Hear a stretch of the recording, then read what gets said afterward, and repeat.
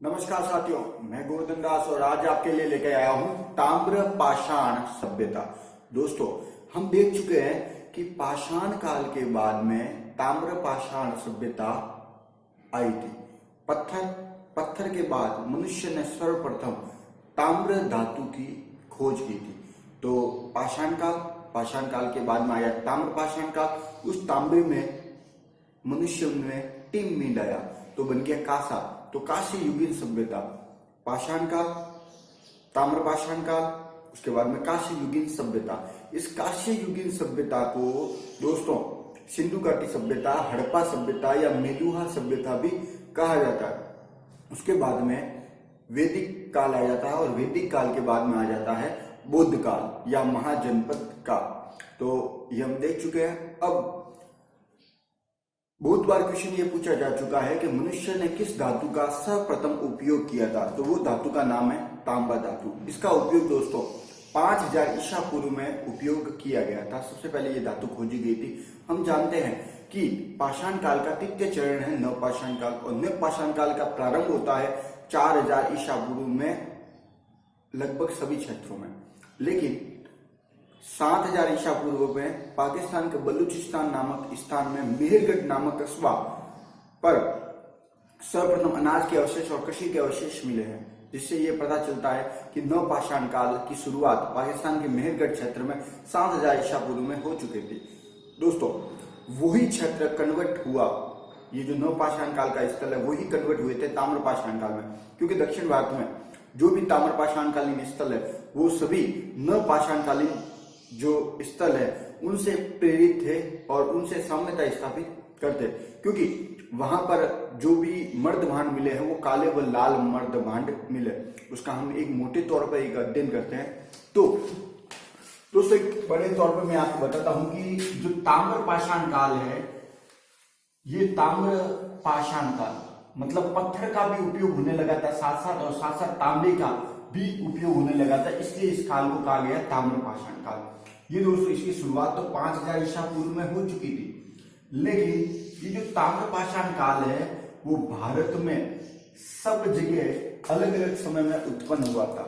जैसे बात करें कुछ समय, जैसे मैंने आपको कहा था कि दोस्तों कि ताम्र पाषाण काल पहले आया पाषाण काल।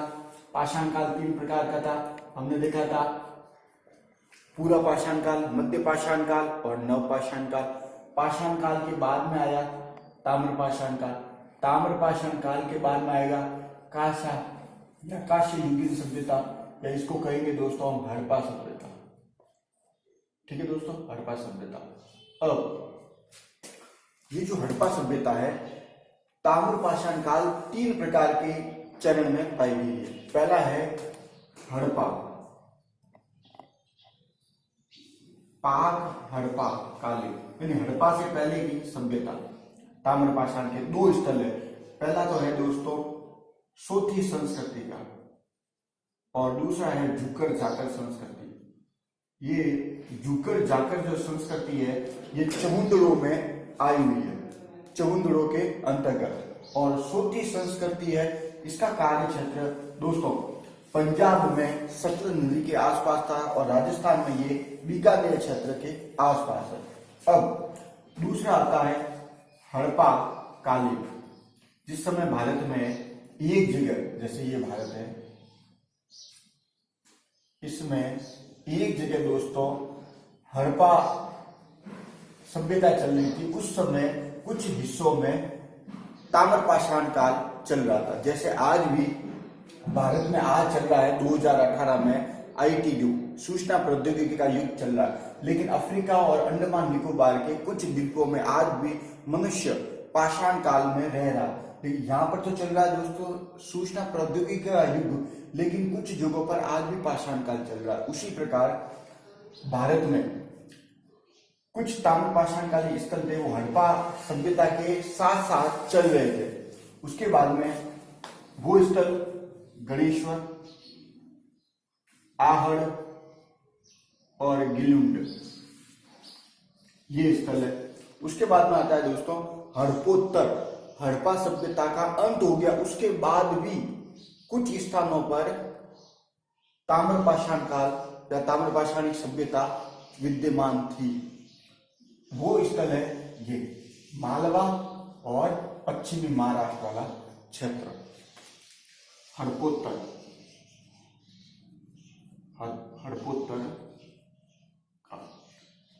हड़पोत्तर काल में भी, यानी हड़प्पा के बाद, हड़प्पा सभ्यता दोस्तों 1800 ईसा पूर्व में नष्ट हो चुकी थी, तो 1800 ईसा पूर्व के बाद भी कुछ ऐसे स्थल थे जहां पर ताम्रपाषाणिक सभ्यता विद्यमान थी। उसमें से दो स्थल है, एक तो मध्य प्रदेश और दूसरा है पश्चिमी महाराष्ट्र। मध्य प्रदेश के अंतर्गत दोस्तों 3 क्षेत्र थे, मालवा, कायथा और एरन, ये 3 क्षेत्र थे। पश्चिमी महाराष्ट्र में दोस्तों 2 क्षेत्र थे। पहला, एक तो है दोस्तों पुणे और एक है अहमदनगर। ये 2 जिले आज है, इन जगह बड़ी बड़ी संस्कृति पाई गई है। इस पूरी संस्कृति को नाम दिया हमने जोरवे संस्कृति। ठीक है दोस्तों, इस पूरी संस्कृति को हमने नाम दिया था जोरवे संस्कृति। ये जोरवे संस्कृति पूरी, ये ताम्रपाषाणी जो सभ्यता है वो ग्रामीण सभ्यता है, क्योंकि भारत में पहली नगरीय सभ्यता है वो हड़प्पा है, इसलिए ये सभ्यता ग्रामीण होगी। लेकिन पश्चिमी महाराष्ट्र की ये जो क्षेत्र है वो आप जानते हो कि काशी युगीन के बाद तक विद्यमान थी। इसका अंत हो चुका था 1800 ईसा पूर्व में, लेकिन ये जो है वो 700 ईसा पूर्व तक भारत में यहाँ पर ताम्रपाषाण चल रहा था, जबकि भारत में 700 ईसा पूर्व में यहाँ पर वैदिक सभ्यता का आरंभ हो चुका था। यहाँ पर तो चल रही थी वैदिक सभ्यता, जबकि 700 ईसा पूर्व में, जबकि यहाँ पर चल रही थी दोस्तों जोरवे संस्कृति, ताम्रपाषाण का।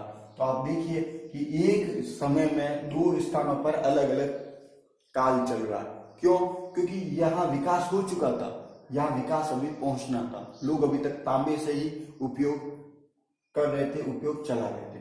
तो पुणे के अंतर्गत चंदोली, सोनगांव और इमामगांव, पुणे के 3 क्षेत्र है, चंदोली, सोनगांव, इमामगांव। अहमदनगर में भी 3 बड़े क्षेत्र हैं। पहला जोरवे, नेवासा और देमाबाद। जोरवे, नेवासा और देमाबाद, चंदोली, सोनगांव और इमामगांव। इसमें से दोस्तों ये इमामगांव और ये जो देमाबाद है, यह है तो दोस्तों ताम्रपाषाणी सभ्यता। लेकिन ये चूंकि ताम्रपाषाणी सभ्यता है और ताम्रपाषाणी सभ्यता होने के कारण ये ग्रामीण सभ्यता है, लेकिन इमामगांव और दायमाबाद ये 2 ऐसी बस्तियां हैं जो नगरीय सभ्यता को प्राप्त हो चुकी थी। इसकी जनसंख्या बहुत बड़ी हो चुकी थी, 4000-20,000 के आसपास लोग यहाँ रहते थे। तो दोस्तों हम ये देख चुके हैं ताम्रपाषाण काल। वापस एक बार बताता हूँ, ताम्रपाषाणी जो सभ्यता है उसका प्रारंभ मनुष्य ने 5000 ईसा पूर्व में कर दिया था। लेकिन इसको मोटे तौर पर अगर हम देखें, इस तांबे के उपयोग को, मनुष्य ने जब तांबे का उपयोग लेना प्रारंभ किया तब हमने इस काल को 3 भागों में बांटा। इसको हमने मिड पॉइंट लिया हड़प्पा सभ्यता को, कि हड़प्पा सभ्यता से पहले की ताम्रपाषाण वाली सब युग, हड़प्पा के साथ वाला तांबा वाला युग और हड़प्पा के बाद वाला भी तांबे वाला युग। भारत में 3 अलग अलग जगह पर 3 प्रकार की ताम्रपाषाणी सभ्यता चली। ये हम देख चुके हैं। पाक हड़प्पा कालीन 2 है, सोती संस्कृति और जुकर जाकर संस्कृति। सोती संस्कृति भी ये पाकिस्तान में है, पंजाब सतलज नदी के किनारे, और जुकर जाकर संस्कृति भी चहुंदड़ों में है, जिसकी आप वहां पर दूर के अवशेष नहीं पाए गए हैं, मजदूरों के अवशेष पाए गए हैं, तो लिपस्टिक में मिली है यहाँ पर चहुंदड़ों में। तो ये जुकर जाकर संस्कृति है। दूसरा आता है हड़प्पा कालीन। हड़प्पा कालीन में हमने देखा गणेश्वर, आहड़ और गिलुन। हड़पोत्तर काल, हड़पोत्तर काल में दोस्तों मालवा और पश्चिमी महाराष्ट्र, मालवा में काथा, एरन और आपके मालवा, काथा और एरन। उसके बाद में आता है पश्चिमी महाराष्ट्र। पश्चिमी महाराष्ट्र में 2 जिले, पुणे और अहमदनगर। पुणे में 3 क्षेत्र आते हैं। पहला सोनगांव, इमामगांव और चंदोली। चंदोली, सोनगांव, इमामगांव। अहमदनगर में भी 3 क्षेत्र आते हैं जोरवे संस्कृति के। पहला जोरवे, नेवासा और देमाबाद। इसमें से देमाबाद और इमामगांव ये सबसे बड़ी बस्तियां थी। तो दोस्तों हम ये देख चुके हैं। अब दोस्तों ताम्रपाषाणी सभ्यता, तांबा का 5000 ईसा पूर्व में मानव द्वारा व्यवहार में लाई गई पहली धातु थी तांबा। ताम्रपाषाण युग के मुख्य क्षेत्र, अगर मुख्य क्षेत्र की बात की जाए तो भारत में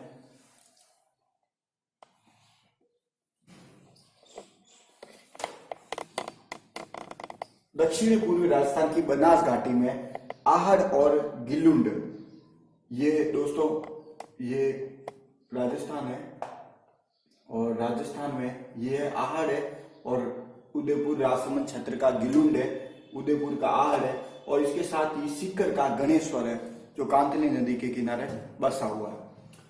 आहड़ का दोस्तों 2100 से लगाकर 1500 ईसा पूर्व तक का क्षेत्र रहा है।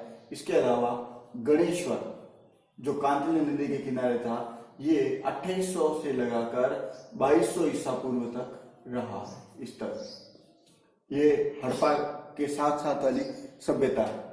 यहाँ पर राजस्थान में कालीबंगा में हड़प्पा सभ्यता चल रही थी, जबकि उदयपुर, सीकर और यहाँ पर ताम्रपाषाणिक सभ्यता चल रही थी। दूसरा ताम्रपाषाण का प्रमुख स्थल है पश्चिमी मध्य प्रदेश। पश्चिमी मध्य प्रदेश में दोस्तों मालवा, कहता और एरण।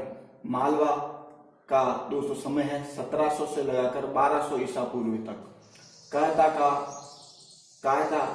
2000 से लगाकर 1800 ईसा पूर्व तक। ताम्रपाषाण में सबसे जो पुरानी सभ्यता है वो कहता में मिली है। सबसे पुराना स्थल है कहता ताम्रपाषाण काल का। उसके अलावा पश्चिमी महाराष्ट्र में हमने देखा, इस पश्चिमी महाराष्ट्र की संस्कृति को जोरवे संस्कृति कहा जाता है। इसके अंतर्गत 2 जिले हैं, पुणे और अहमदनगर, जिसका अध्ययन हम देख चुके हैं। फिर है दक्षिणी पूर्वी भारत। दक्षिणी पूर्वी भारत में असम वाला ये वाला एरिया और नीचे वाला ये पश्चिम बंगाल और नीचे वाला एरिया। अब बिहार में चिराग, सेवार और सोनपुर, ये बिहार वाला एरिया है। पश्चिमी बंगाल में 2 क्षेत्र इंपोर्टेंट है, वीरभूमि और वर्धमान। पश्चिम बंगाल का वीरभूमि और वर्धमान 2 क्षेत्र इंपोर्टेंट है। इसकी प्रमुख विशेषताएं क्या है? चूंकि हमने देखा था कि सबसे पहले आया पाषाण काल, और पाषाण काल के बाद में आता है ताम्रपाषाण काल, और ताम्रपाषाण काल के बाद में आता है कांस्य युगीन सभ्यता, जिसको हड़प्पा भी बोला जाता है, हड़प्पा सभ्यता भी बोला जाता है। तो ये थी, ये प्रथम नगरीय सभ्यता थी। तो ये तो गांव ही हुए, इसलिए पहली विशेषता तो ये हो गई कि ताम्रपाषाणिक सभ्यता है वो ग्रामीण संस्कृति है। और यहाँ के लोग, चूंकि पाषाण काल में लोग पर्वतों के किनारे रहते थे, जिससे कि उनसे वह हथियार बना सके, इसलिए ताम्रपाषाण काल के लोग पहाड़ियों और नदियों के किनारे रहेंगे, जबकि सिंधु घाटी सभ्यता के लोग सभी नदियों के किनारे बसेंगे। ताम्रपाषाण कालीन संस्कृति पत्थर व तांबे के औजारों पर आधारित थी, लेकिन कुछ क्षेत्रों में कभी कभी निम्न गुणवत्ता का कांसा भी उपयोग में वह लेते थे, लेकिन ज्यादा स्तर पर उसका प्रयोग नहीं होता था। दोस्तों महत्वपूर्ण बात यह है कि ताम्रपाषाणी जितने भी स्थल थे वह 1200 ईसा पूर्व में नष्ट हो चुके थे। जितने भी ताम्रपाषाणी स्थल है भारत के अंदर, केवल एक क्षेत्र में 1200 ईसा पूर्व के बाद भी वहां पर ताम्रपाषाणिक संस्कृति सभ्यता चल रही थी, जिसका नाम मैंने आपको बताया, महाराष्ट्र की जोरवे संस्कृति। तो अगला टॉपिक हमारा होगा, इसी से अगला वाला टॉपिक है जोरवे संस्कृति। मिलते हैं दोस्तों नेक्स्ट वीडियो में। जय हिंद।